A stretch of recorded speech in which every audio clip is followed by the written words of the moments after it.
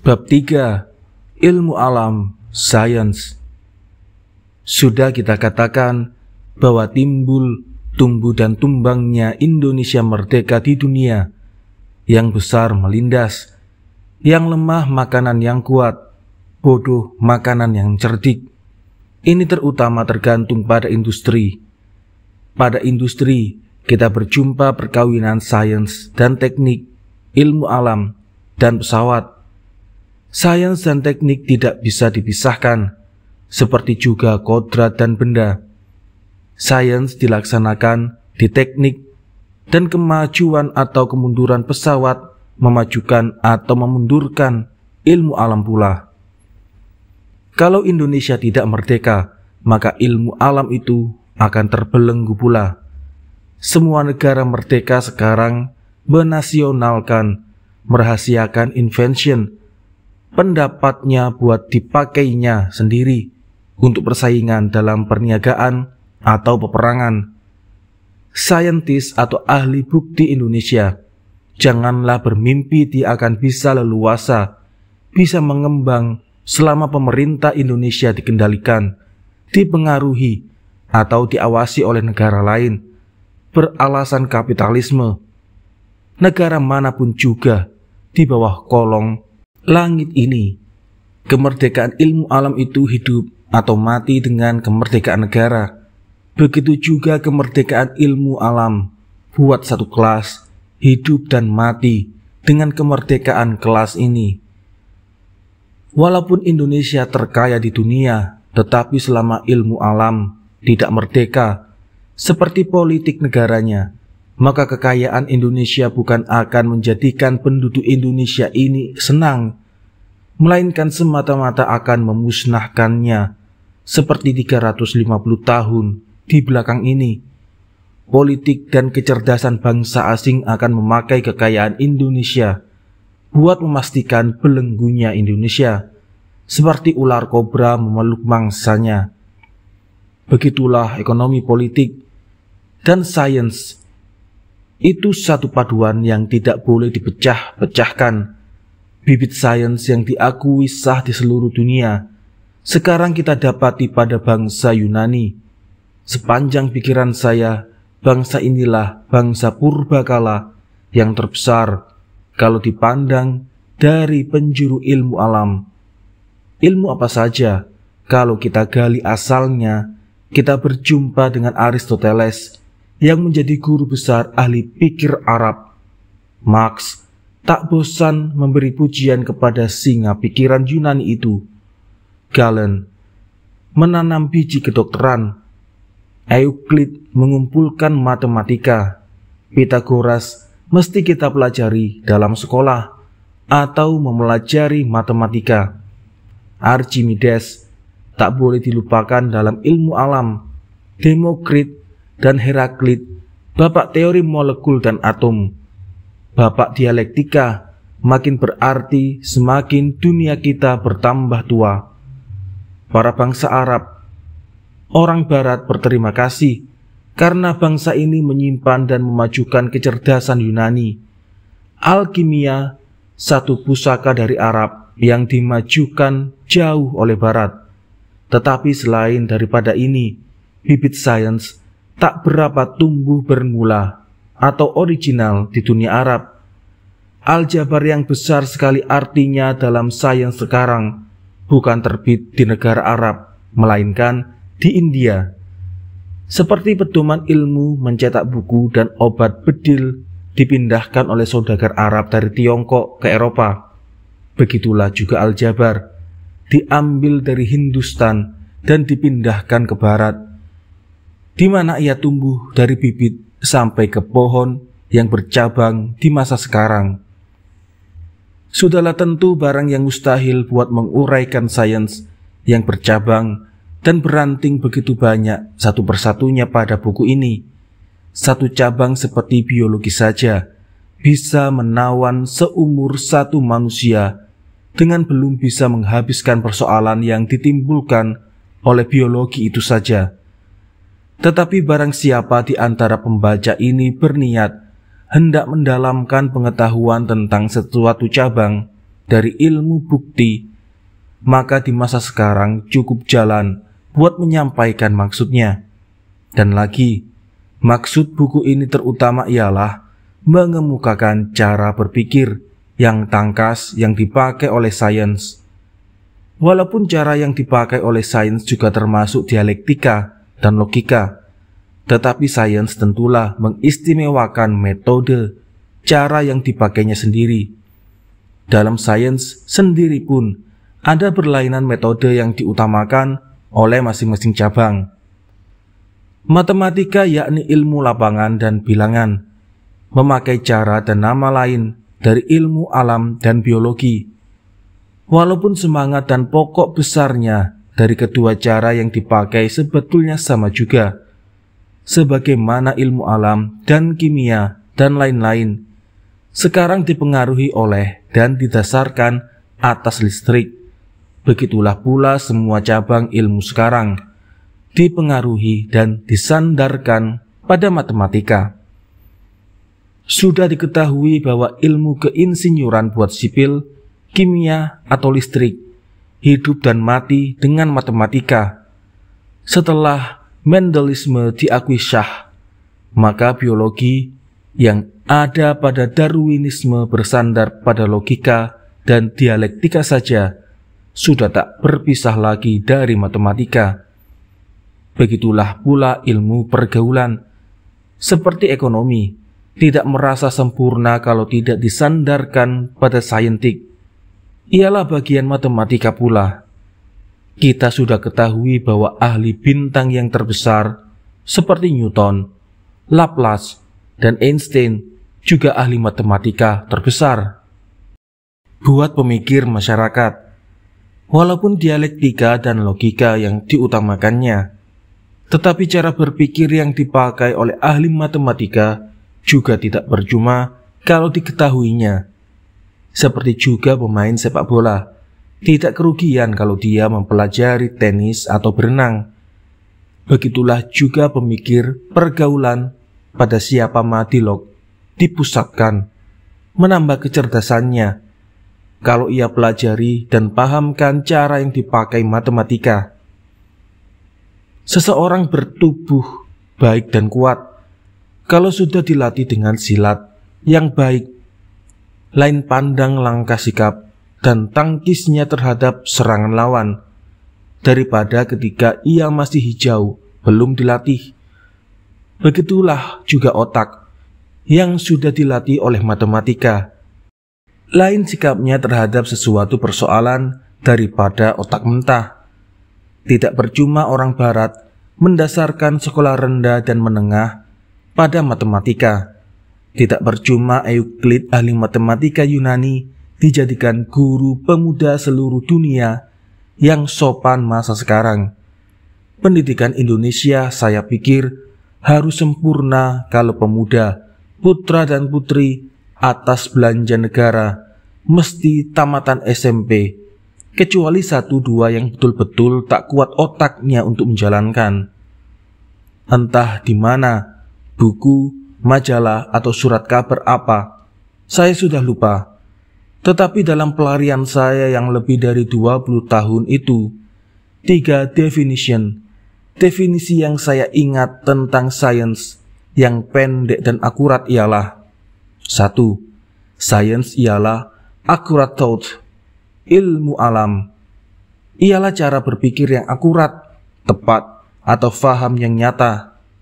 2. Sains ialah organization of facts, penyusunan bukti. 3. Sains ialah simplification by generalization, penggampangan dengan mengumumkan. Ketiga definisi itu satu sama lainnya berhubungan, dan isi mengisi, tambah menambah. Dipandang dari satu penjuru, yang pertamalah definisi yang dituju, dari penjuru yang lain, yang kedualah, dan seterusnya.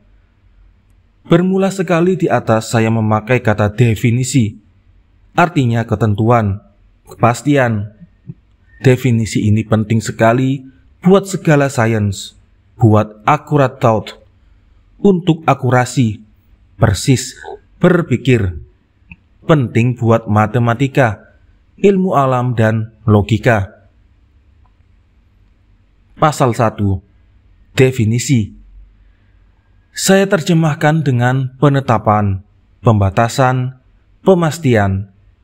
Artinya ialah buat menentukan tepat batasnya sesuatu perkataan atau hukum atau paham. Lebih dahulu mesti kita definisikan definisi itu sendiri. Lebih dahulu kita pastikan kepastian itu. Apakah definisi itu? Inilah pertanyaan yang harus kita mesti jawab lebih dahulu. Tidak ada definisi, tak bisa ada sains. Seperti sebetulnya keadaan di seluruh dunia Asia sebelum Barat datang. Tak beres lebih dahulu definisinya, maka morat-marit, coreng-moreng, dan kacau balaulah ilmu bumi, umpamanya, mesti dipastikan, dibatasi, didefinisikan lebih dahulu. Kalau tidak, maka pembicaraan bisa meluas, mengembara kian kemari, melampaui dan meninggalkan daerahnya. Madilog ini umpamanya ialah satu perkara tentang cara berpikir. Perkara lain tetapi berhubungan kena-mengena dengan madilog boleh dan mesti diuraikan, tetapi tak boleh melewati, tak boleh menyesatkan cara berpikir. Sesudah cabang sesuatu ilmu alam yang mau diuraikan itu didefinisikan, dipastikan, maka perlulah pula lebih dahulu dipastikan barang bahannya, yakni segala bukti yang menjadi sendi dari ilmu alam itu. Akhirnya, hukum yang diperoleh sebagai hasil pemeriksaan yang tenang mesti dipastikan betul-betul. Demikianlah pentingnya definisi dalam ilmu alam. Satu definisi cocok dengan perkara pertama, seperti tersebut di atas, mesti akurat, tepat. Apakah yang boleh dinamai tepat, akurat? Kalau barang yang dipastikan, didefinisikan itu terbatas, terpagar, dan semuanya akan dalam pagar, mark of the thing, and river to all things. Kalau pagarnya, batasnya tak rapi dan tak semuanya barang ada dalam pagar, dalam batas, maka definisi itu gagal. Daripada barang mana dipagari, dari barang yang satu golongan, satu kelas sama dia, tetapi mempunyai perbedaan. Jadi definisi itu maksudnya, pertama menentukan golongannya, kelasnya sesuatu barang, dan kedua perbedaannya barang itu dengan barang lain yang satu kelas, satu golongan dengan dia. Definisi itu mesti dimajukan. Essential attributes, sifat yang penting. Sifat-sifat yang penting ialah kelas dan perbedaan. Contoh, kita memastikan, mendefinisikan manusia. Lebih dahulu kita mesti cari golongan. Kelasnya manusia ialah hewan. Tetapi hewan itu luas daerahnya. Dalamnya termasuk ular, kerbau, monyet, dan lain-lain. Kita tahu monyet itu hewan dan manusia termasuk golongan hewan. Dalam hal ini manusia dan monyet tadi memang bersamaan. Tetapi anak-anak pun tahu bahwa monyet bukan manusia dan manusia bukan monyet. Jadi definisi kita tadi bahwa manusia itu hewan belum lagi cukup. Kita mesti cari perbedaan dengan monyet yang satu kelas dengan manusia itu. Kita tahu, yakni kita percaya bahwa belum tentu besok pengakuan itu tetap benar. Tetapi sekarang kita tahu bahwa manusia mempunyai akal, berakal, dan monyet tidak, cuma berinsting. Manusia pandai berpikir menurut hukum, yang kita namai hukum berpikir, atau logika, akan tetapi monyet cuma berinsting. Berkecerdasan yang diberikan alam padanya. Pendeknya, menurut pengetahuan kita, sekarang, perbedaan manusia dengan monyet ialah yang pertama, pandai berpikir, dan yang kedua tidak. Definisi. Kepastian yang sempurna tentang manusia sekarang ada seperti berikut. manusia ialah hewan yang berpikir. Definisi semacam ini sudah bisa menjawab dua perkataan. Kedua jawaban itu yang berhubungan dengan golongan atau kelas, dan perbedaan sesuatu benda adalah syaratnya sesuatu definisi. 1. Masuk golongan apa manusia itu? Jawab, masuk golongan hewan. 2. Apa perbedaan manusia dengan monyet yang masuk golongan hewan juga? Jawab, manusia pandai berpikir, monyet tidak. Selama kita belum mendapat kepastian bahwa monyet tak pandai berpikir, maka tingkat daya upaya kita yang pertama buat mendapatkan definisi tadi sudah selesai. Dalam hal ini kita mesti naik tingkat yang kedua. Kita mesti uji terus apakah definisi tadi betul mencukupi. Sekarang mesti kita periksa.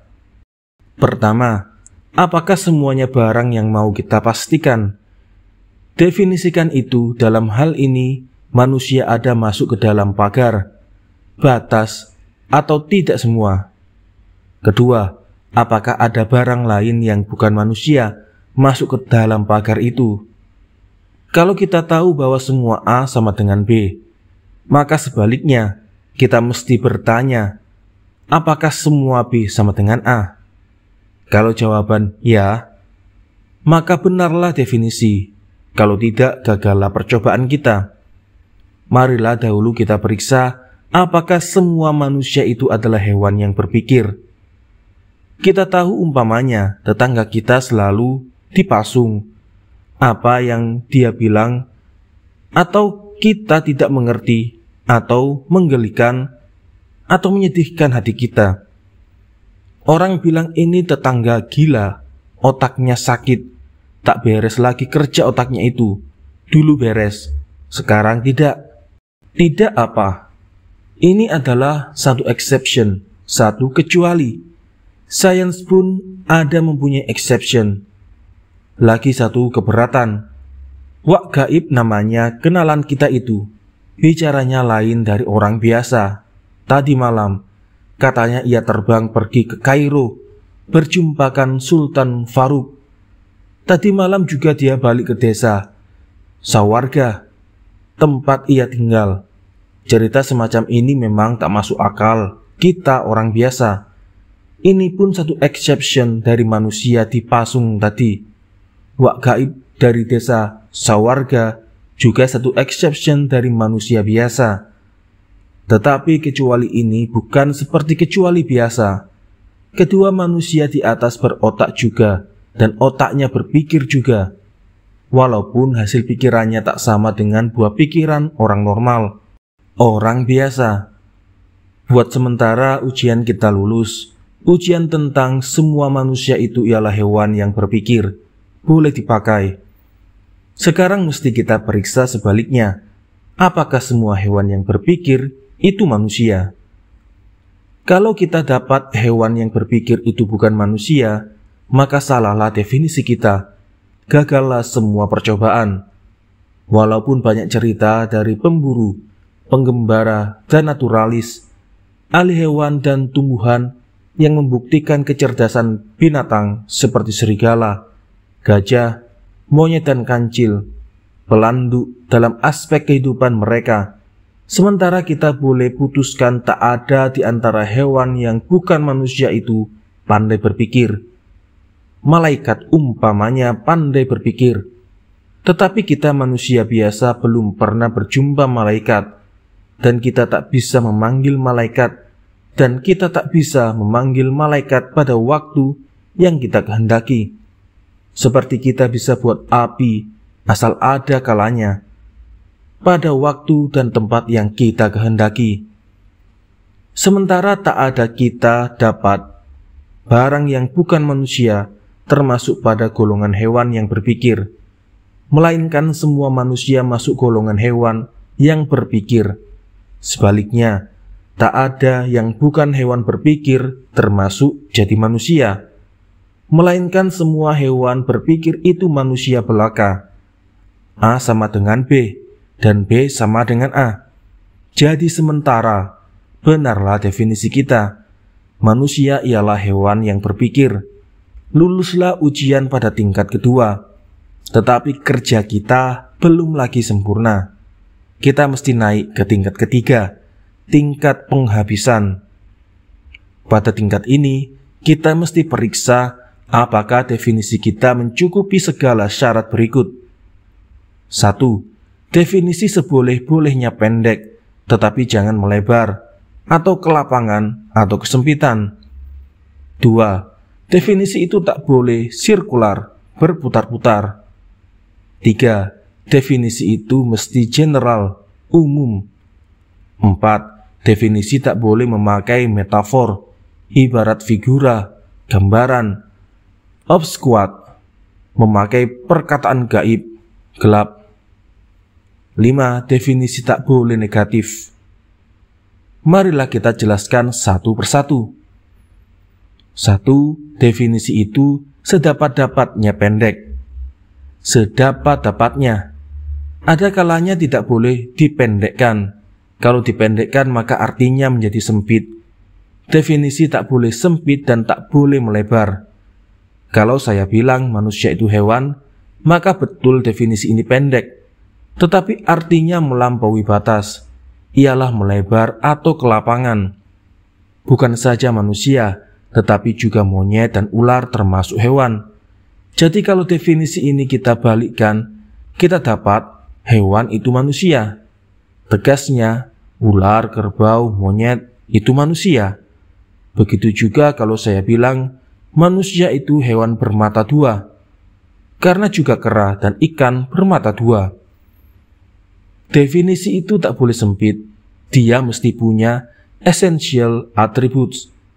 Segala sifat yang penting tak boleh lupa. Kalau kita katakan kuda itu binatang memamah, maka definisi itu terlalu lebar, sebab kerbau juga binatang memamah. Tetapi kita bilang kuda itu binatang yang memamah yang ditunggangi Pangeran Diponegoro, maka artinya terlalu sempit, sebab selainnya buat ditunggangi Pangeran Diponegoro, dia juga dipakai buat penarik kereta delman, bajak dan sebagainya. Jadi semua sifat yang penting mesti termasuk. Dalam matematika, kita lebih mudah mencari contoh, sebab memang matematika ialah umumnya buat pikiran yang pastinya berdasar bukti yang ditetapkan, didefinisikan lebih dahulu. Demikianlah square, 4 segi siku, ialah satu gambar datar tertutup dibatasi oleh 4 garis lurus yang sama panjang, mempunyai 4 sudut siku-siku, dan sebagainya. Di sini bukan satu saja sifat yang penting. Pertama, dia mesti gambar datar tertutup, bukan gambar pada tempat bertinggi rendah dan bukan terbuka, melainkan semua sisinya bertemu, tertutup. Di sini saja kita sudah berjumpa dengan beberapa, bukan satu, sifat yang penting, perlu. Kedua, dia mesti dibatasi oleh 4 garis lurus yang sama panjang. Jadi 4, bukan 3 atau 5 dan sebagainya. Garisnya lurus, tak boleh bengkok. Panjang garisnya sama pula.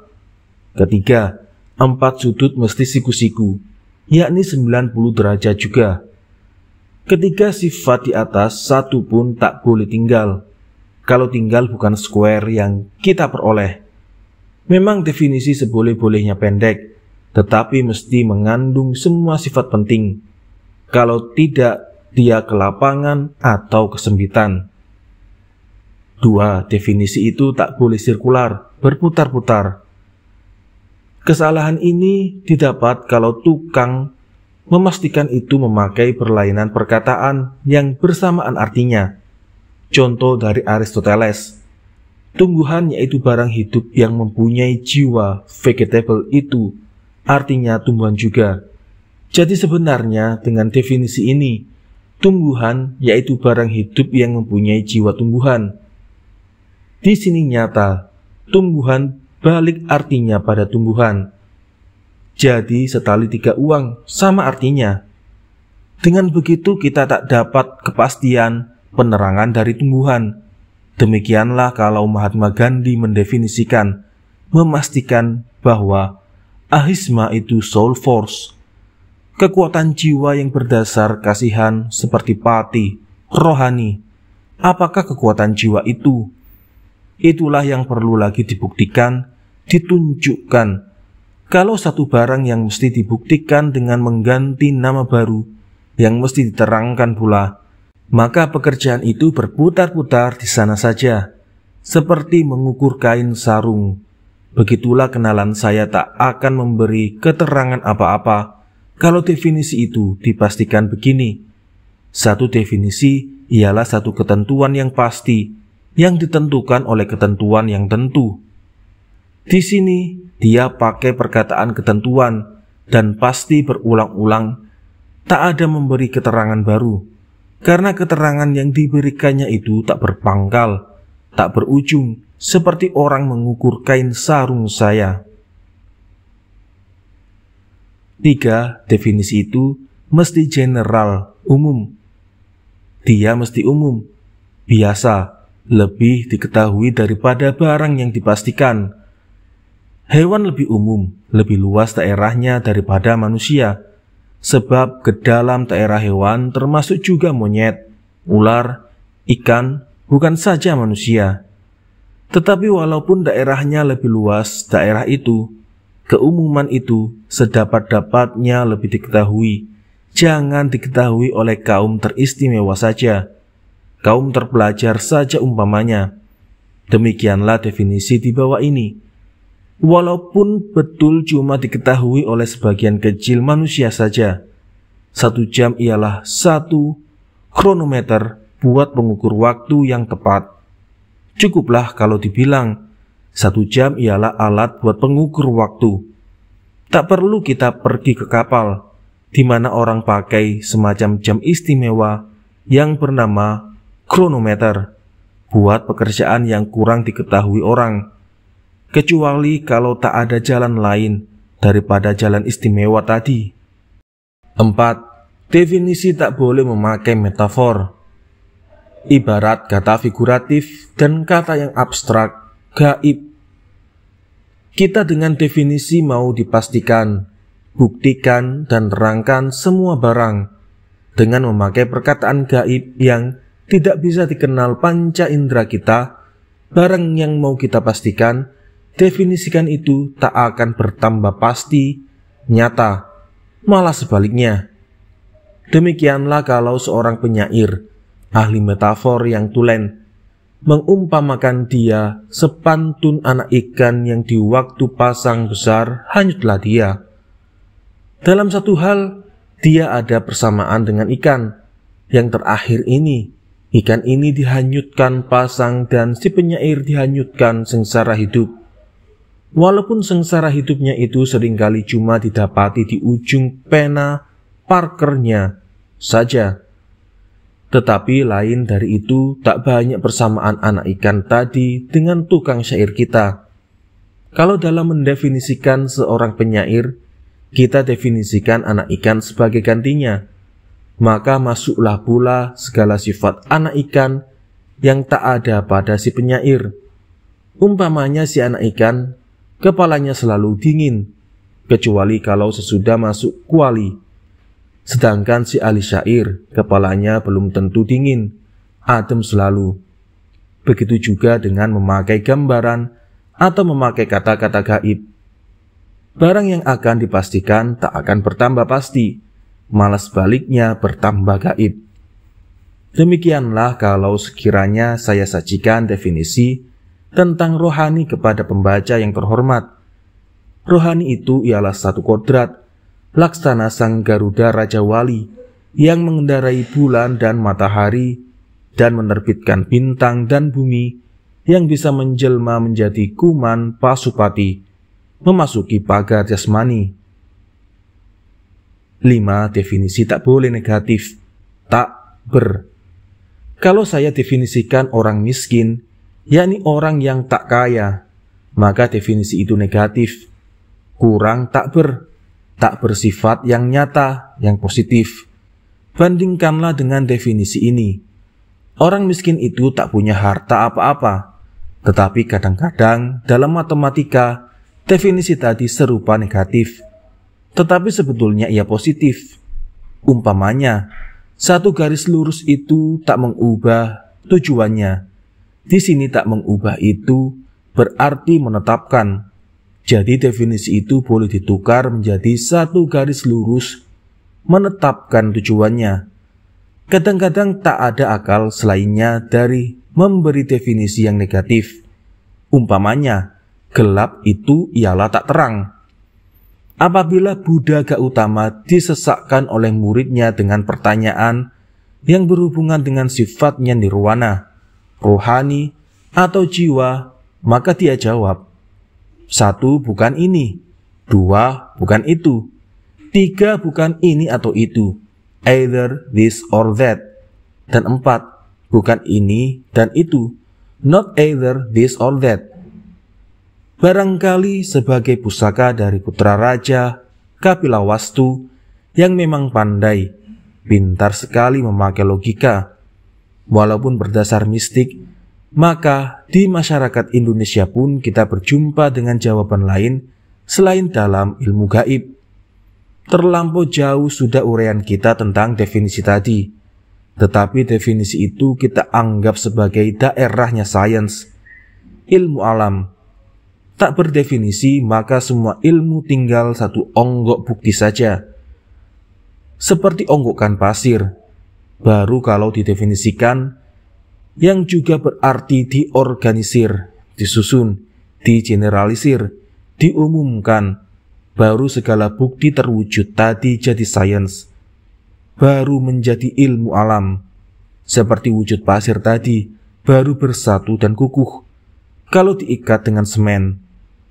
Dalam menerangkan perkataan definisi itu seperti di atas, maka sudah termasuk juga 3 definisi sains.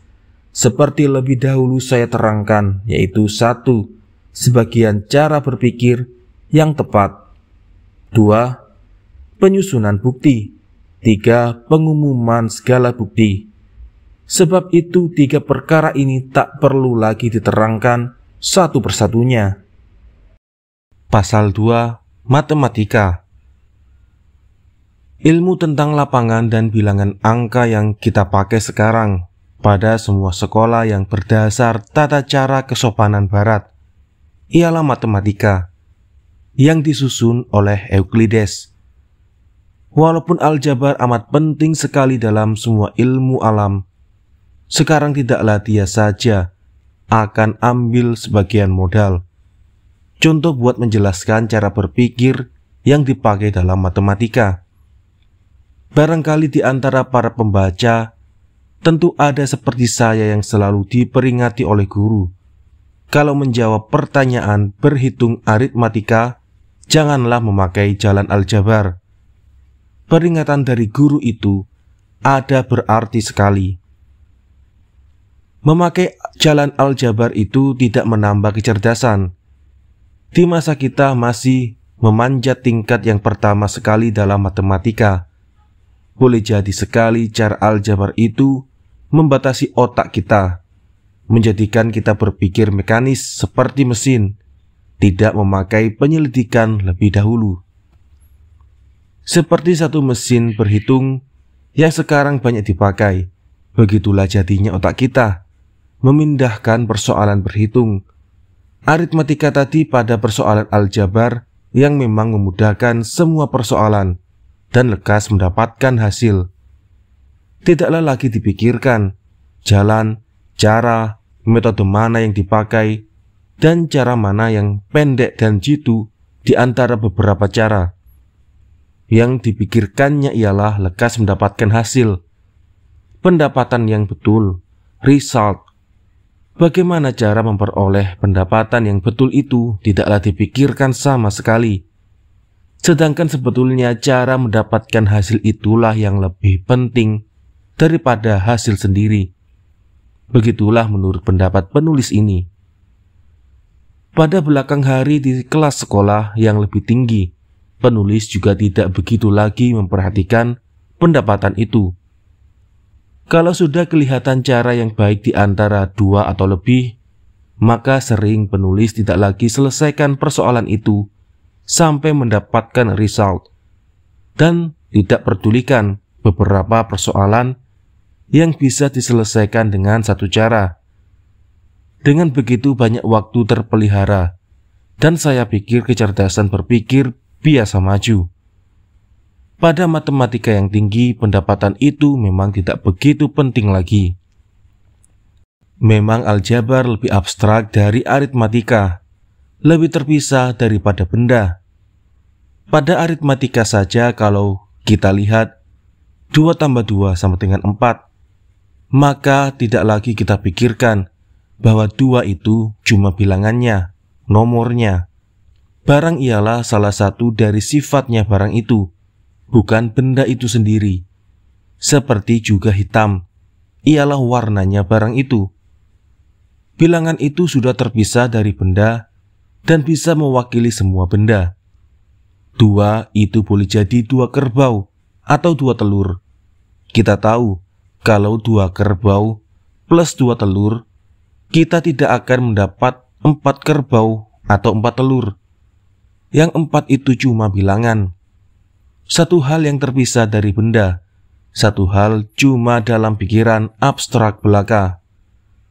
Sah dan aljabar lebih terpisah, lebih abstrak lagi. Marilah kita ambil formula A plus B, A min B, sama dengan A kuadrat min B kuadrat.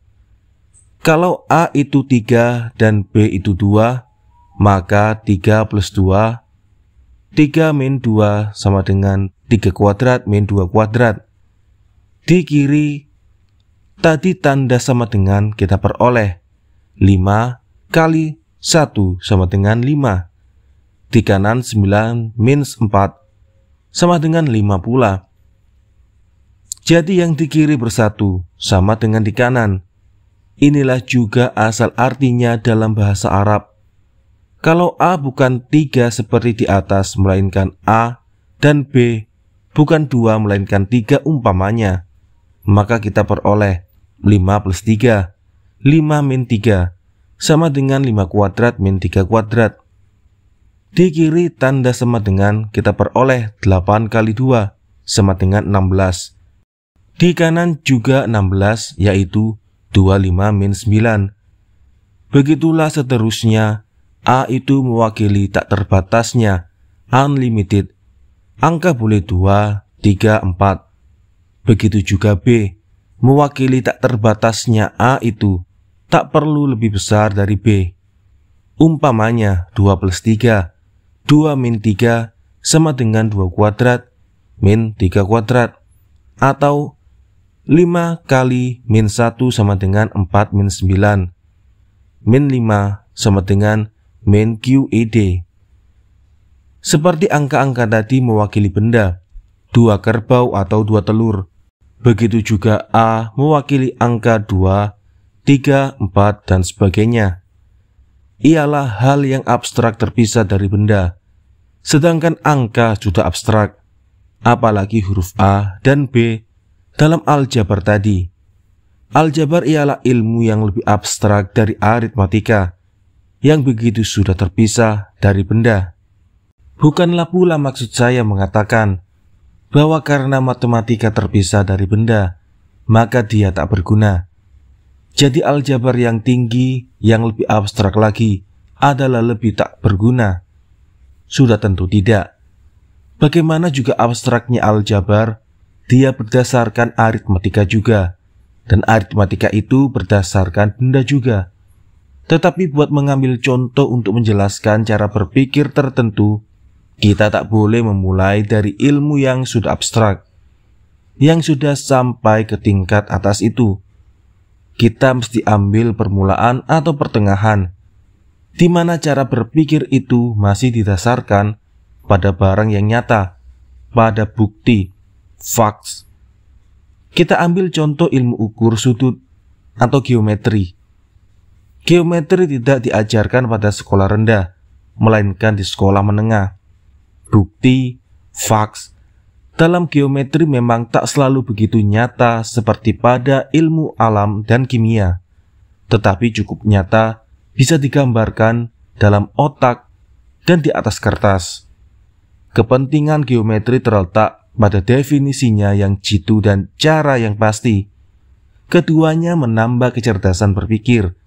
Dari geometri kita bisa memanjat ke tangga yang lebih tinggi. Lulusan SMP, kalau punya otak sedikit lebih dari kemampuan rata-rata, saya pikir dengan belajar sendiri bisa sampai ke langit matematika. Kalau cukup sabar dan mempunyai tempo.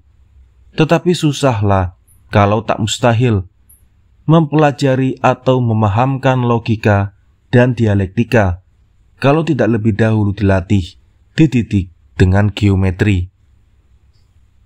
Pasal 3. Geometri. Bermula sekali dalam buku sekolah menengah, kita bertemu dengan definisinya geometri.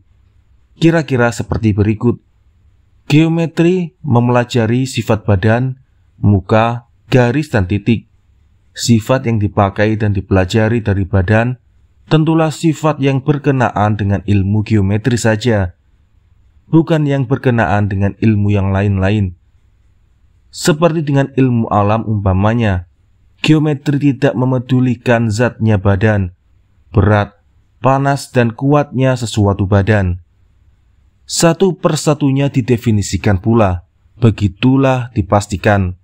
Badan itu ialah sebagian dari ruang alam yang berbatas ke semua penjuru. Muka ialah batas dari badan, garis ialah batas dari muka, titik ialah batas dari garis. Marilah kita periksa definisi di atas dengan melaksanakan pengetahuan kita tentang definisi. Badan, katanya, ialah sebagian dari ruang alam, space. Jadi badan bukan golongan. Kelas yang lebih umum ialah sebagian ruang alam.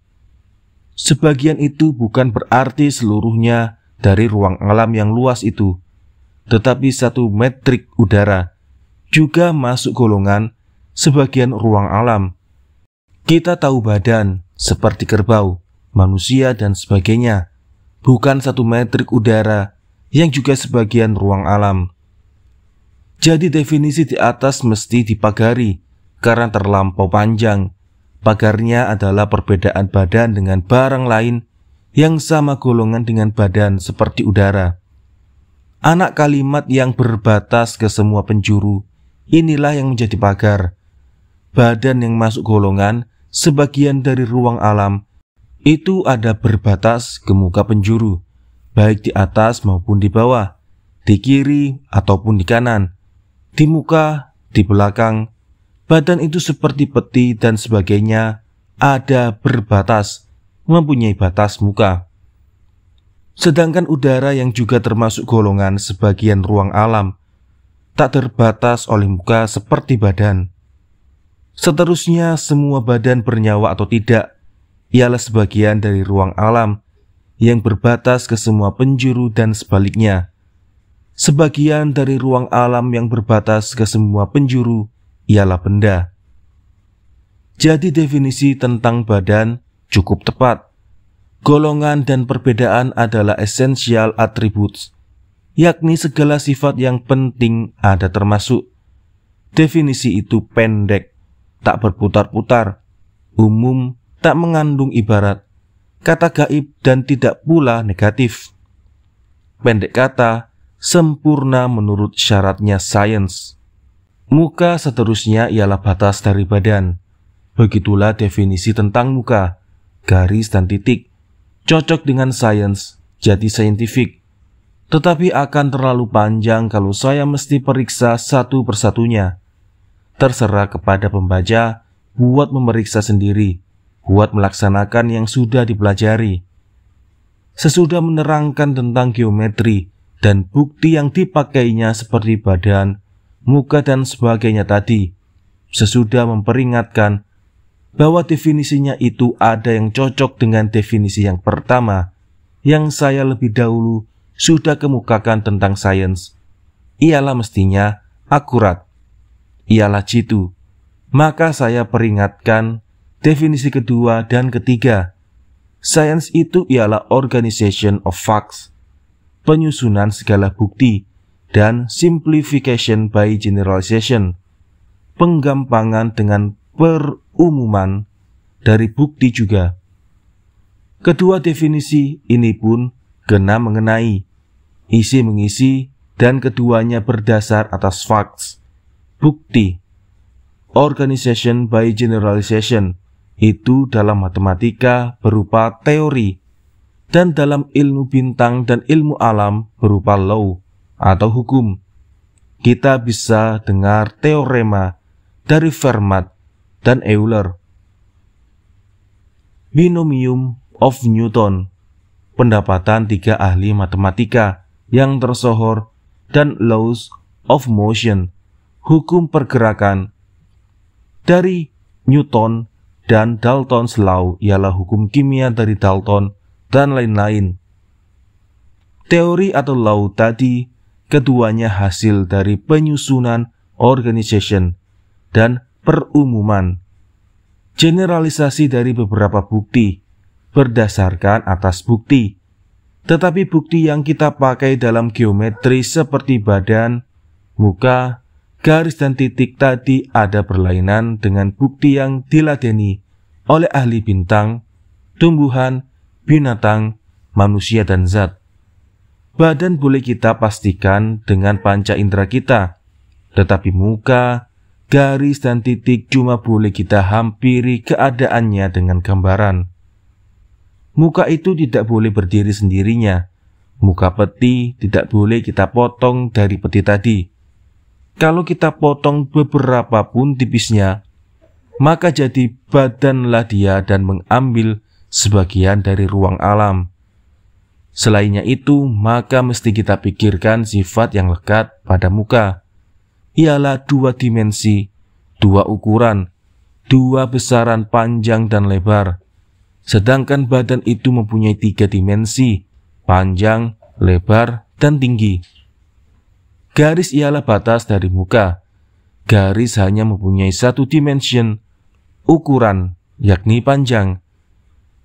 Jadi dia tidak punya lebar. Berapapun runcingnya pena kita, garis yang kita bikin itu mesti masih punya lebar. Kita tahu yang punya lebar dan panjang ialah muka. Garis cuma punya 1 dimensi saja, ialah panjang. Titik ialah batas dari garis. 1 titik ada di ujung dan yang lain ada di pangkal garis. Sesuatu titik tak punya ukuran besar. Bagaimanapun halusnya ujung pensil kita, titik yang kita bikin di atas kertas tadi masih punya 3 dimensi, panjang, lebar, dan tinggi.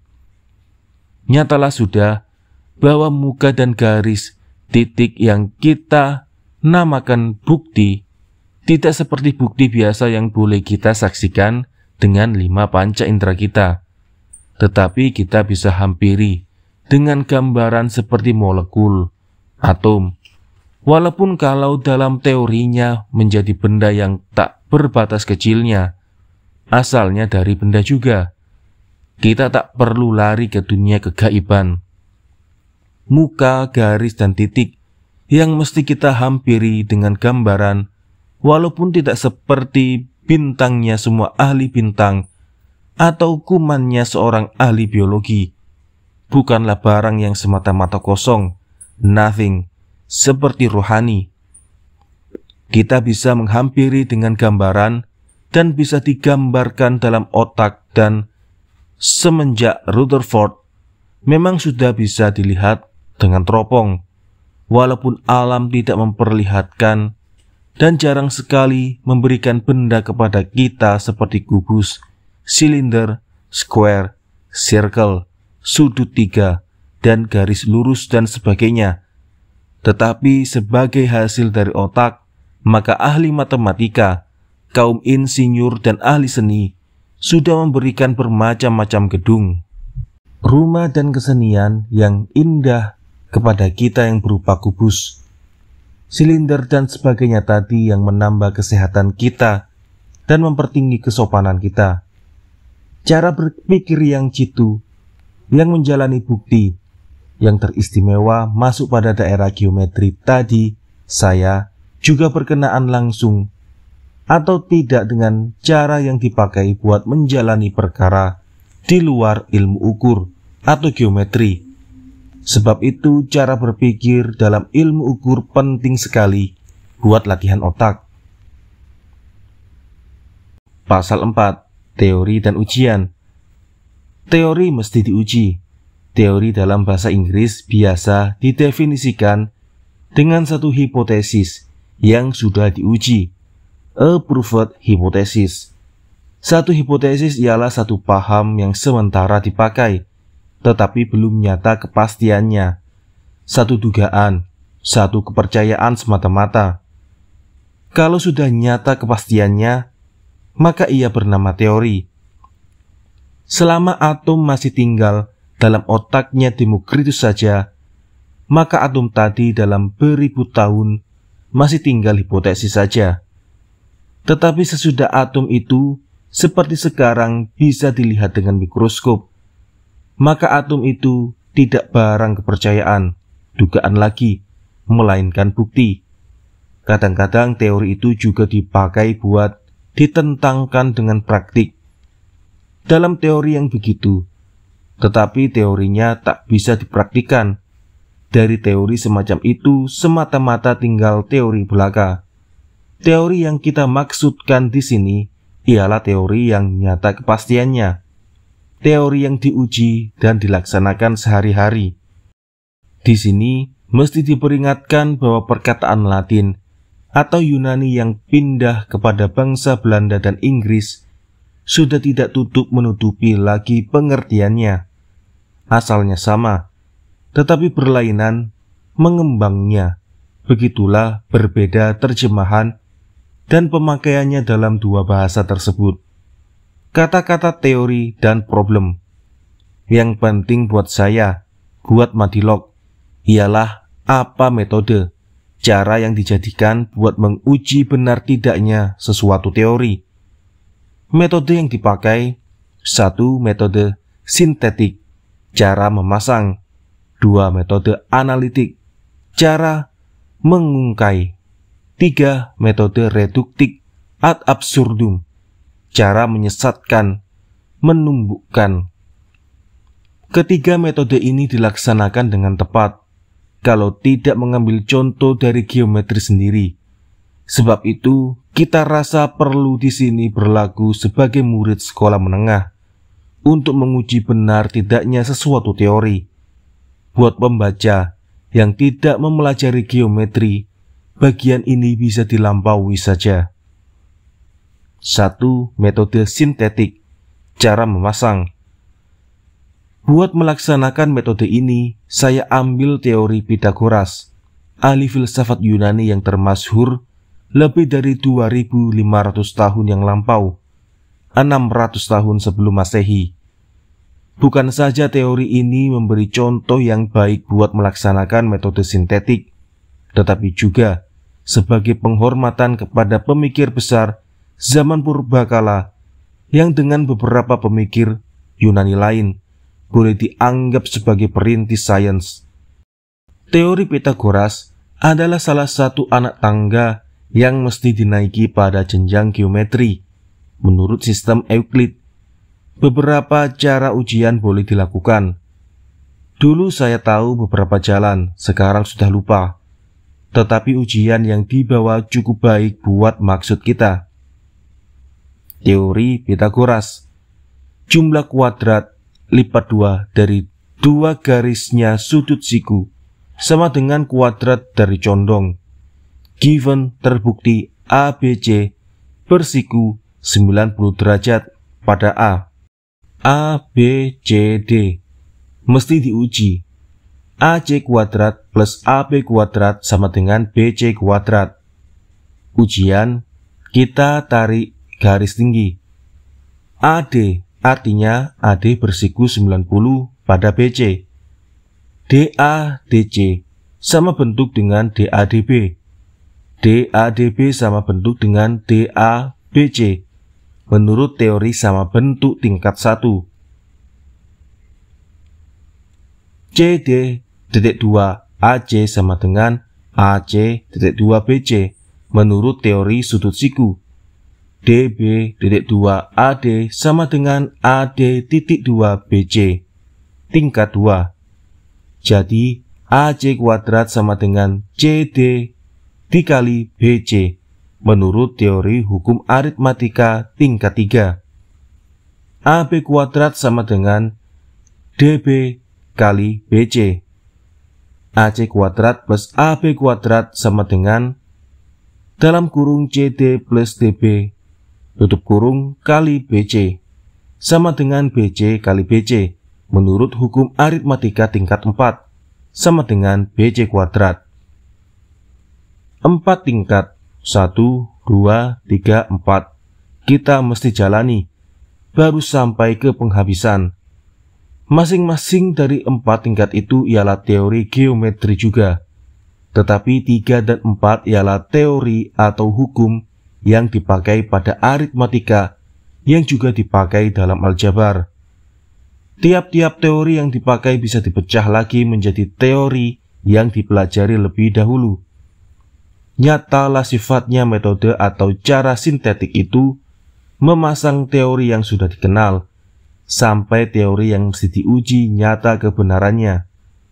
Kita berjalan dari yang dikenal kepada yang baru. Kita pasang segala teori yang sudah dikenal buat menanyakan yang belum dikenal, seolah-olah kita berjenjang naik. Kalau kita pakai jalan analistik, kita berlaku sebaliknya. Kita bertangga turun. 2. Metode analitik. Teori sama dengan soal.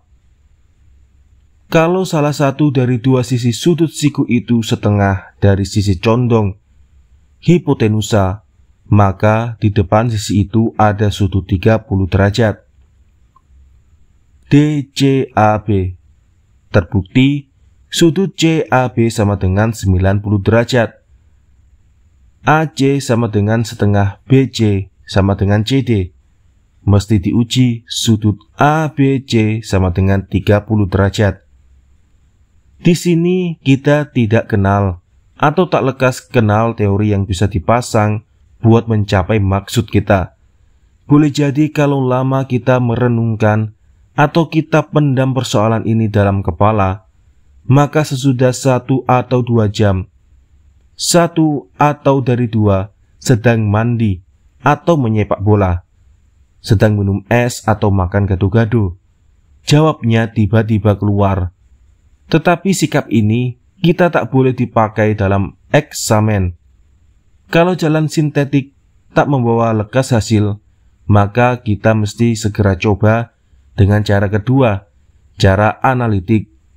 Pertama, kita andaikan teori itu benar. Jadi, sudut ABC yang mesti kita uji itu betul 30 derajat. Kita bertanya, apakah akibatnya? Kalau tidak berlawanan dengan hukum geometri umumnya dan bukti soal, yaitu bukti teori yang kita mesti wujud terkhususnya, maka benarlah soal itu. Demikianlah kalau sudut dalam kurung D ABC sama dengan 30 derajat, maka DACB sama dengan 60 derajat. Kalau begitu DADC sama dengan DDAC sama dengan 60 derajat, sebab AC sama dengan CD ialah menurut terbukti given. Kalau DADC sama dengan 60 derajat, maka DADB sama dengan 180 derajat minus 60 derajat sama dengan 120 derajat. Kalau DADB sama dengan 120 derajat, DBAD sama dengan 180 derajat minus dalam kurung 120 derajat plus 30 derajat sama dengan 30 derajat. Kalau DBAD sama dengan 30 derajat, maka DDAC sama dengan 60 derajat. Dan ini benar, ialah menurut yang terbukti bermula, quod erat demonstrandum, QED, atau demikianlah sudah dibuktikan.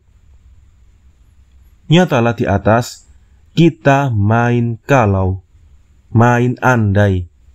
Dari ujung, yakni dari perkara yang mesti kita uji sampai ke pangkal, ke dasar geometri, kita main andai. Kalau kita tak bertemu dengan hal yang berlawanan dengan geometri umumnya dan terbukti, given, yang didasarkan pada soal itu sendiri terkhususnya, maka benarlah jalan kita, betullah teori atau soal tadi.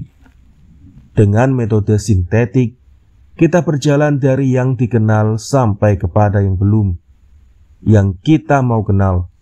Dengan metode analitik, sebaliknya, kita berjalan dari yang kita mau tetapi belum kenal kepada jalan yang sudah kita kenal. Kalau kita tak sesat, tak berjumpa dengan hal yang bertentangan dengan yang terbukti atau hukum geometri, maka pasti betullah jalan kita. Terujilah, nyatalah benarnya soal atau teori yang sudah dikenal. Pada analitik kita berlaku sebaliknya. Kita ungkap segala yang tersembunyi dalam rahasia baru, dalam teori atau soal baru ini. 3. Metode reduction ad absurdum. Ada kalanya kita tak lekas atau tak dapat jalankan dua cara di atas. Dalam hal ini kita pakai perkakas terakhir, metode reduction ad absurdum. Kita jerumuskan, sengaja sesatkan siapa yang tak percaya pada teori itu supaya insaf bahwa teori itu saja yang benar. A, B, D, C, B. Teori atau soal berkata, cuma satu garis siku boleh dijatuhkan dari titik C pada garis AB. Terbukti garis AB DCDA sama dengan 90 derajat. Mesti diuji, cuma CD saja yang bersiku 90 derajat pada AB. Ujian, kita asah otak kita mencari teori dan hukum yang kita kenal buat menyelesaikan soal ini.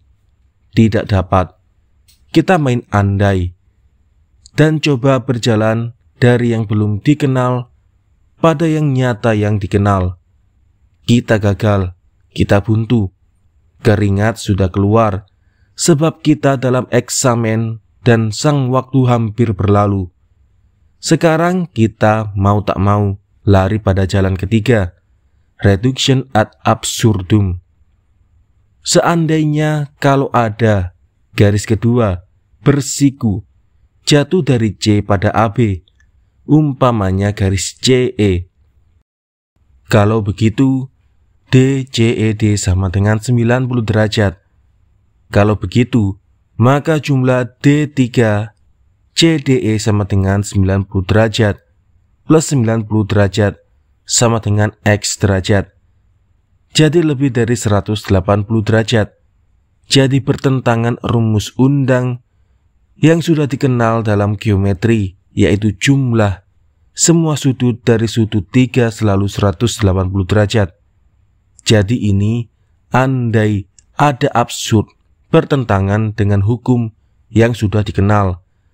Sebab itu teori yang mau kita uji di atas ada benar. Pada jalan ketiga ini, kita andaikan akibat teori itu salah. Kita berjalan membelakang dari akibat ke pangkal. Akhirnya kita sesat, sebab kita berjumpa hal yang bertentangan dengan hukum atau teori geometri yang sudah kita akui benarnya lebih dahulu. Jadi akhirnya kita yakin bahwa akibat teori yang mau diuji itu sendiri tak salah, yakni betul. Semua jalan lain yang menyesatkan kita menjumpai dengan hal yang bertentangan dengan hukum geometri. Kalau akibat disalahkan, maka dasar geometri yang sudah diakui sahnya mesti disalahkan pula. Problema. Dalam problema, yaitu dalam sesuatu persoalan membuat satu gambaran geometri figur, dengan penggaris dan passer. Kita juga memakai dua cara pertama dalam menguji teori tadi, cara memasang dan cara menyusun. Ada lagi satu cara yang kita pakai, ialah cara memakai intersection of logis. pertemuan jalan. Sesudah gambaran geometri tadi dibikin, maka kita seperti pada teori, mesti uji kebenaran gambaran yang kita peroleh. Uji apakah gambar itu memenuhi syarat yang dituntut oleh problema. Jadi satu problema mesti mula-mula dipecahkan dan kemudian diuji. Buat memperjelas, maka sekarang tidaklah perlu kita beri gambaran buat menjelaskan dua cara yang pertama, karena sudah termasuk dalam pembicaraan kita yang dahulu. Buat memudahkan pengertian, lebih baik kita mulai dengan cara yang baru itu, di mana kita akan pakai gambaran. Dengan cara memasang, kita juga berjenjang naik sampai kepada gambaran geometri yang dikehendaki oleh problema, persoalan. Kita pakai hukum yang sudah kita kenal. Apabila kita sudah dapat gambaran itu, maka kita uji apakah gambaran atau figur tadi memenuhi semua syarat yang dimajukan oleh problema, persoalan. Kalau ada memenuhi syarat, benarlah dia. Kalau tidak, salahlah dia. Kalau tegasnya problema menghendaki satu garis siku atas satu titik pada satu garis melintang, maka dengan jangka atau passer, kita ambil antara yang perlu sampai kita dapatkan garis yang dikehendaki. Sesudah kita dapat garis yang dikehendaki itu, ialah garis siku, maka kita uji seperti menguji teori. Apakah garis itu betul garis siku yang bersudut 90 derajat dengan garis terbukti? Kalau ujian itu lulus, benarlah konstruksi gambaran kita. Ada kalanya kita tidak bisa memasangkan antara garis atau sudut yang sudah dikenal buat disampaikannya pada gambaran. Dalam hal ini kita berjenjang turun. Kita berjalan membelakang. Kita andaikan gambaran itu sudah didapat. Kemudian kita periksa garis dan atau sudut apa yang mesti dipakai buat gambaran itu. Sesudah kita ketahui titik, garis, atau sudut yang mesti didapat, maka barulah kita pakai passer dan penggaris untuk membuat gambaran yang dikehendaki. Apabila selesai, maka kita periksa apakah gambaran itu memenuhi segala syarat yang dituntut oleh problema. Intersection of logic, cara mencari pertemuan, jalan, garis. Buat ini kita terpaksa memberi gambaran lagi. Problema B, M, A, N, P. Tariklah garis menyinggung pada satu lingkaran atau circle dari satu titik di luar lingkaran tadi. Terbukti circle M, lingkaran N. Dikehendaki menarik garis menyinggung dari P ke lingkaran N. Konstruksi bangunan sambungkan P dengan M, bikin lingkaran, menolong circle M dengan memakai M sebagai garis tengah. Circle N potong circle M pada titik A dan B dengan P. Jadi garis PA dan PB adalah garis menyinggung yang dikehendaki. Ujian, tarik garis penolong MA dan MB. Nyata bahwa DMAP dan DMBP bersiku 90 derajat. Karena masing-masing berdiri pada lingkaran, garis PA dan PB berdiri bersiku atas stral MB dan MA. Jadinya kedua garis PA dan PB adalah garis penyinggung. Amatilah sudut MBP. Dia ada 90 derajat, sebab berdiri menentang setengah lingkaran PBM. Ia adalah pertemuan garis PB dan NB di B. Titik B pada dua garis PB berlokus, bertempat di seluruh lingkaran yang pusatnya N. Titik B pada garis MB yang berlokus bertempat pada lingkaran M, di mana dua lingkaran itu bertemu, berselang seperti di B. Di sanalah titik B. Dari garis PB dan B dari garis MB berpadu. Peramatilah sendiri sudut MAP. Pasal 5, cara berpikir matematika dan penghidupan. Sebetulnya cara berpikir dalam geometri tadi, walaupun sedikit berupa lain, termasuk juga ke dalam cara kita berpikir hari-hari. Makin cerdas otak kita akan jitu dan benarnya buah pikiran kita, yakni kalau kita perhatikan syarat yang lain buat kesempurnaan berpikir.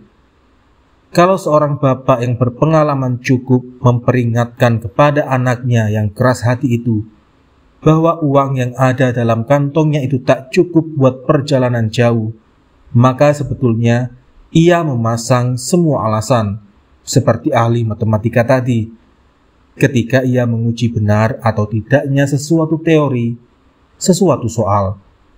Si bapak menghitung berapa hari jauhnya perjalanan, berapa belanja sehari dan sebagainya. Kalau dalam perhitungannya uang yang perlu dipakai jauh lebih banyak dari uang yang ada di kantong anaknya, maka ia memutuskan bahwa uang anaknya tak cukup. Si anak terburu nafsu, salah kira. Kalau ada seorang advokat memasang beberapa hukum buat membenarkan perbuatan orang yang ia lindungi atau menyalahkan lawannya, maka ia sebenarnya memakai cara yang hari-hari juga dipakai oleh matematika. Makin tersusun alasannya, makin benar satu persatu alasan itu. Makin pandai ia membentuk alasannya itu, makin besarlah pengaruhnya pada pendengar. Kalau Lenin, sebentar sebelum Oktober 1917, sesudah memerhatikan dialektika materialisme, mengingat pertentangan kelas dalam sejarah dunia dan sejarah Rusia, mendesak pada pengikutnya buat merebut pemerintahan dengan memajukan alasan seperti 1. Suasana revolusioner, ekonomi dan politik memang cukup. 2. Partainya memang berdisiplin keras. 3. Seluruh rakyat Rusia memang sudah di bawah pengaruhnya Partai Komunis. Dan 4. Musuhnya di dalam dan di luar Rusia bercekcokan. Maka oleh sebab itu, percobaan itu akan berhasil. Maka ia juga memasang semua alasan yang benar dan tepat. Teorinya dalam hal ini berarti teori perhitungan sudah benar. Hasilnya semata-mata tergantung kepada kecerdikan dan keberanian yang menjalankan. Sebaliknya, kalau kita mau mengemukakan bahwa Gandhiisme, kalau dipraktikkan sedikitnya mesti menurunkan banyak penduduk dan kecerdasan Hindustan, maka susah kita memakai cara memasang atau mengungkai alasan buat menguji paham kita. Dalam hal ini baik kita pakai jalan mengungkai. Kita misalkan Gandhi dan Gandhiisme sekarang mengemudikan Hindustan merdeka. Kita sudah tahu bahwa Gandhi menganggap mesin sebagai setan dan kota di mana terkumpul mesin sebagai neraka. Kita tahu bahwa dia percaya pada perkakas tenun tangan yang diangkutnya sampai ke London dan dijadikan syarat hidup buat pengikutnya. Sekarang kita periksa akibatnya. Kalau Gandhi dan Gandhiisme mengendalikan ekonomi Hindustan, setan mesin tak ada dipakai lagi. Dengan begitu pabrik kain, kereta api, pabrik kimia dan pabrik mesin sendiri tak berguna. Tambang arang, besi dan lain-lain mesti ditutup. Ilmu alam, kimia, matematika, dan lain-lain, apa gunanya? Sekolah yang mengajarkan semua ilmu barat itu tak pula akan berguna lagi. Seperti buat Gandhi, 1 mangkok susu lembu sehari dengan 2 atau 3 biji pisang. Barangkali sedikit nasi, tak berdaging. Cukuplah buat hidup.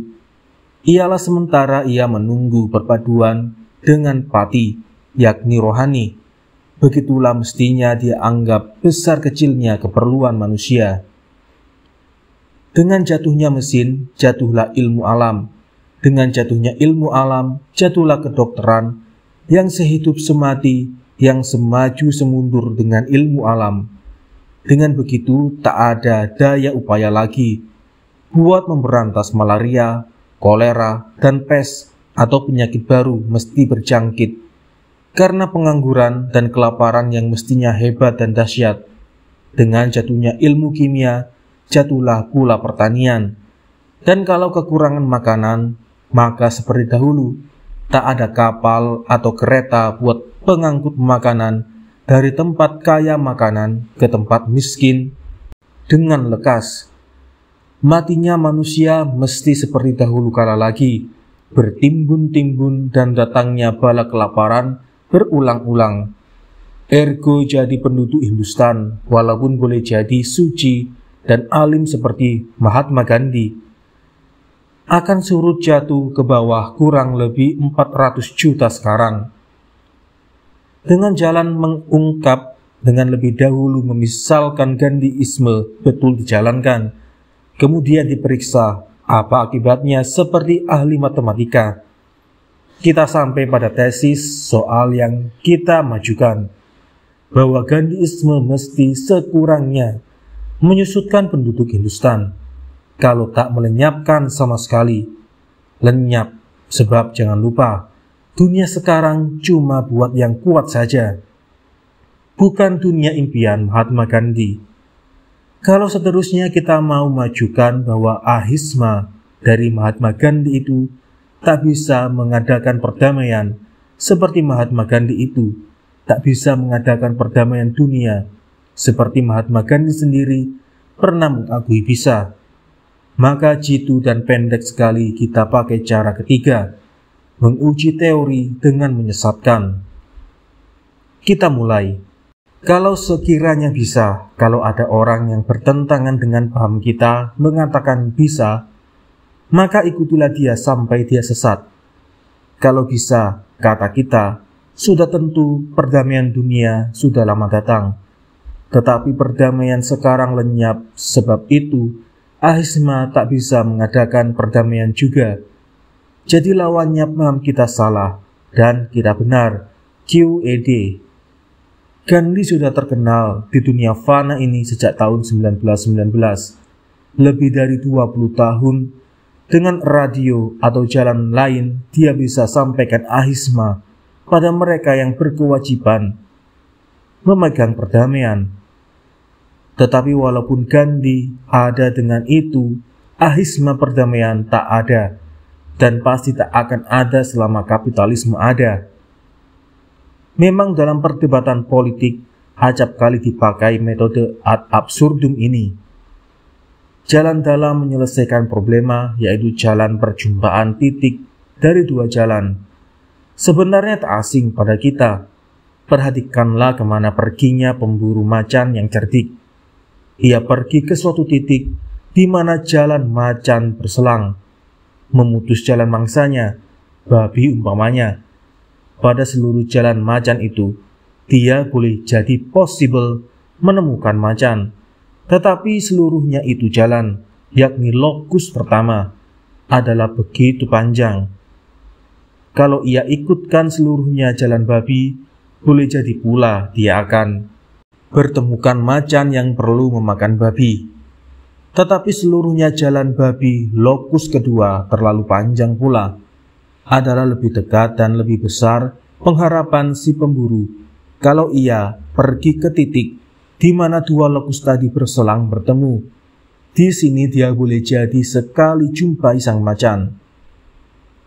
Pelarian karena mencuri atau membunuh dan pelarian karena politik ada banyak perbedaan, tetapi ada pula persamaan. Perbedaannya tentu mudah dicari, tetapi persamaannya selain dari melarikan diri tidak selalu dikenal. Tetapi detektif, reserse yang bijaksana mesti tahu akan persamaannya. Lebih-lebih kalau pelarian politik tadi berdasar filsafat pula. Dalam hal ini si pelarian filsafat tertarik oleh tempat yang sunyi. Ini pun menarik si pencuri seperti besi magnet menarik besi biasa. Disinilah pertemuan kedua makhluk yang berakal tadi. Si reserse yang ahli bijaksana tak perlu ketahui dan ikut seluruh jalannya si pencuri atau mangsanya yang lain, si pelarian politik yang berdarah filsafat.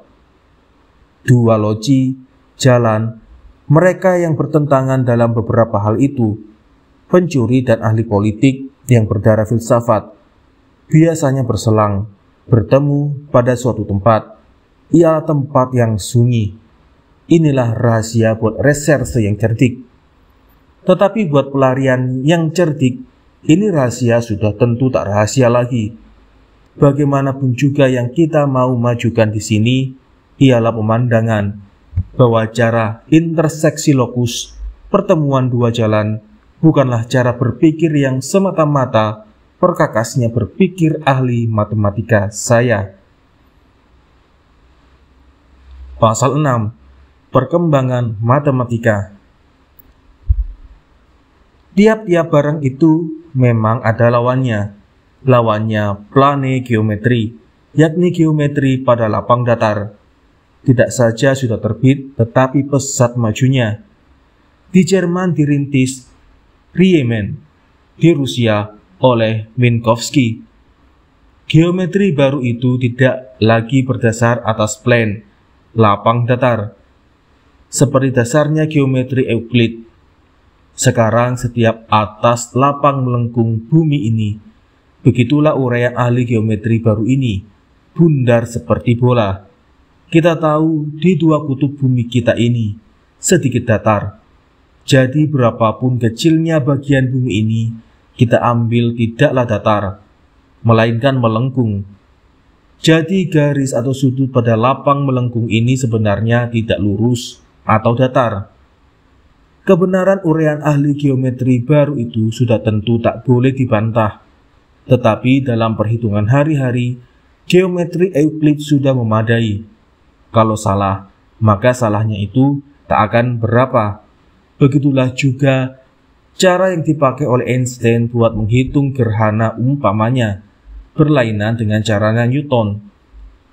Tetapi beda hasilnya tidak berapa, cuma beberapa menit atau second saja. Buat ahli bintang dan matematika, perbedaan hasil perhitungan yang sedikit itu tentu berarti besar. Tetapi buat kita tak seberapa artinya.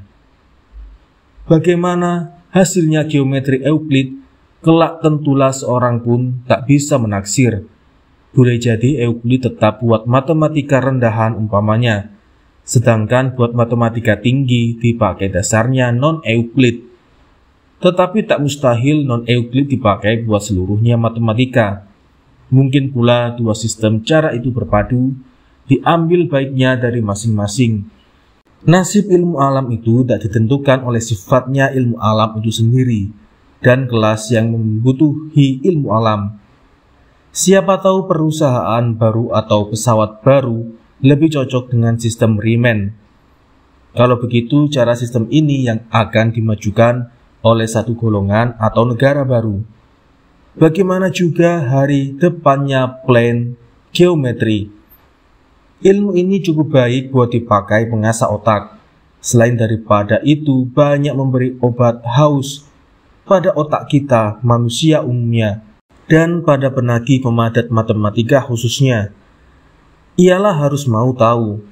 Kita manusia memang hewan yang ingin tahu. Curious, neugierig. Dalam hal ini kita lebih ingin tahu daripada monyet, tikus, ya binatang apapun juga. Sedikit menyimpang, tetapi sungguh pun menyimpang, baliknya ke sana lagi. Penulis ini tegasnya, dalam pelariannya yang lama itu, tak saja nasib kesehatannya ada turun naik, tetapi kantongnya pun merasakan nasib pasang naik dan pasang surut itu.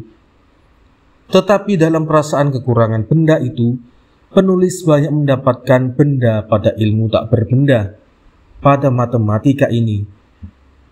Persoalan matematika melupakan banyak perkara dari yang lain-lain yang tidak diharapkan lekas datang, yang mesti dilupakan. Jawab persoalan matematika yang diperoleh sendiri itu memberi kepercayaan atas diri sendiri dan kegiatan buat meneruskan. Terutama bahasa yang dipakai dalam matematika, bahasa Inggrisnya umpamanya, adalah terkecuali pada masa penulis ini, tak lebih tak kurang. Kata yang dipakai tepat, tajam, terang, dan merdu. Ya, merdu buat penulis, semerdu-merdunya, sebab memenuhi sifat-sifat sains. Memang masyarakat kita kekurangan pemimpin dan kebutuhan pendidikan.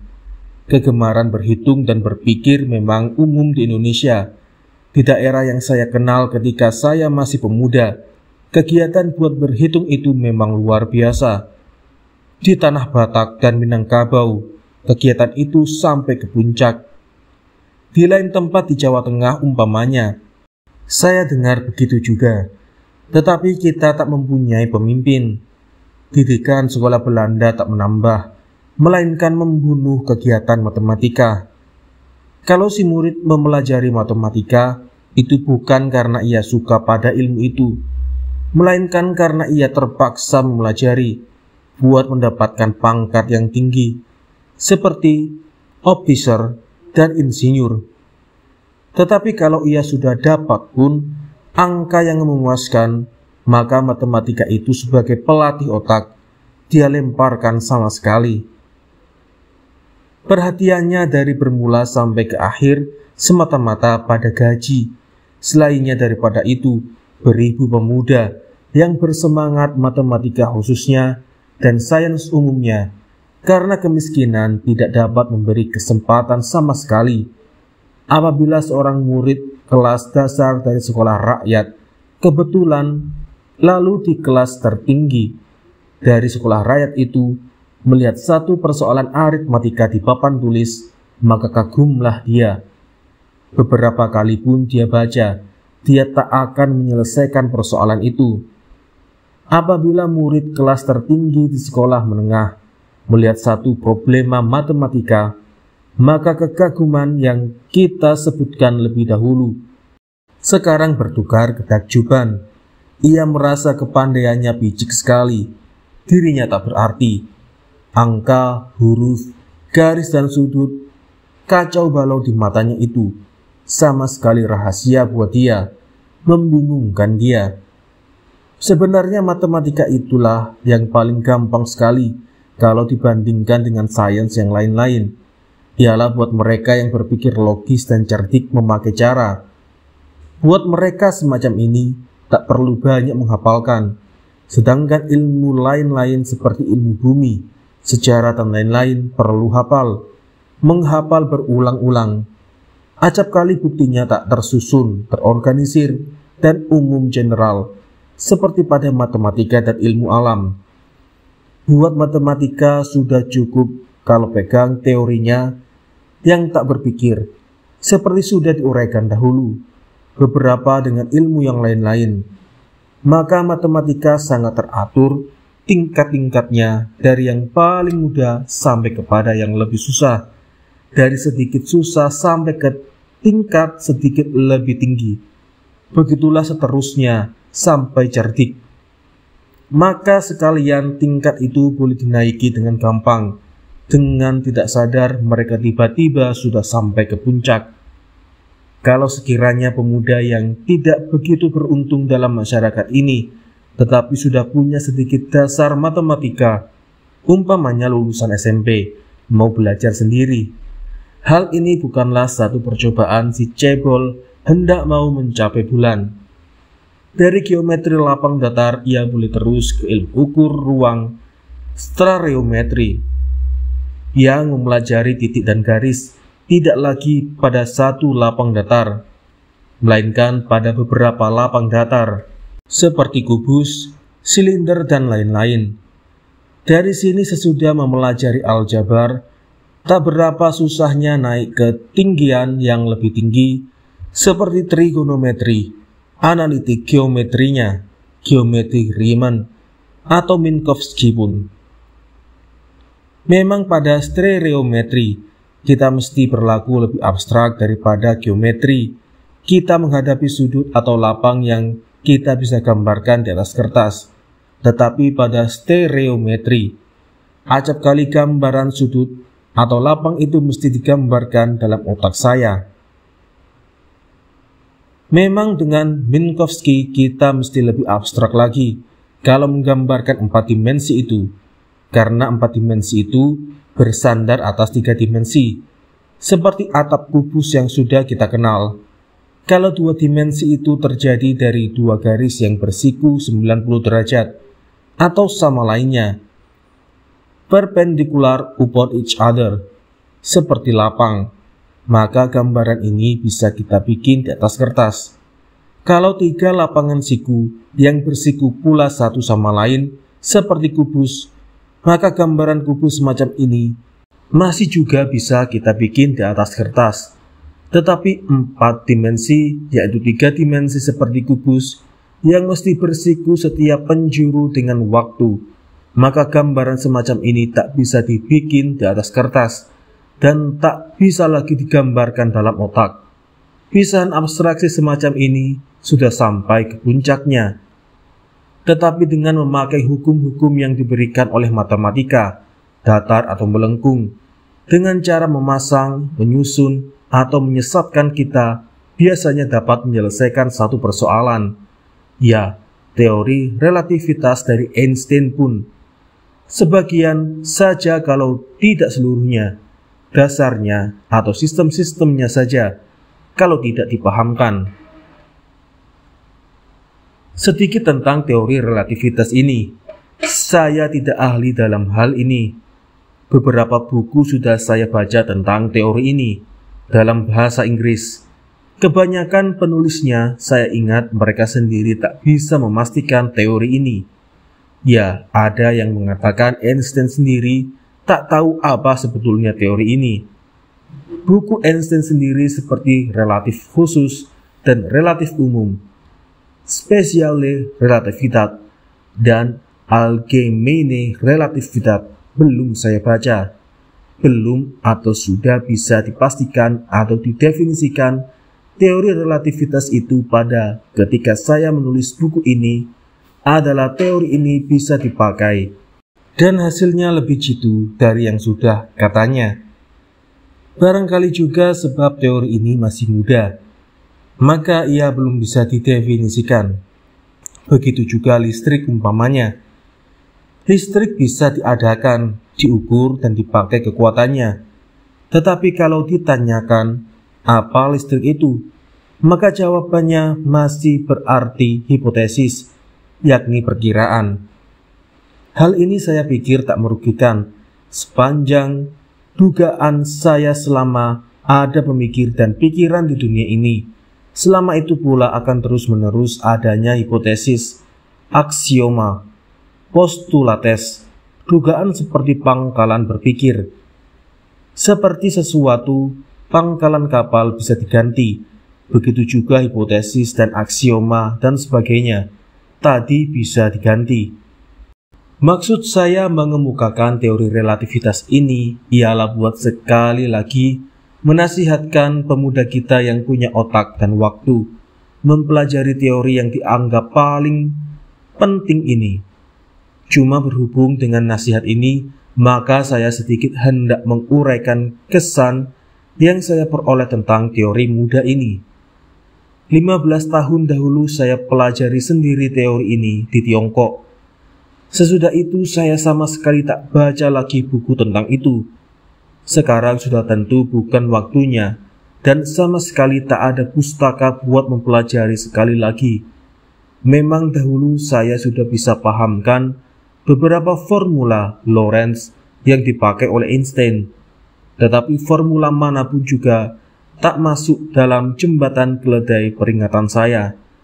Kesan yang terpenting yang saya peroleh tentang teori itu, kesan yang berhubung dengan maksud buku ini, yakni reaksinya, kena mengenanya seluk-beluknya, arah dan cepat sesuatu pergerakan dengan titik memandang.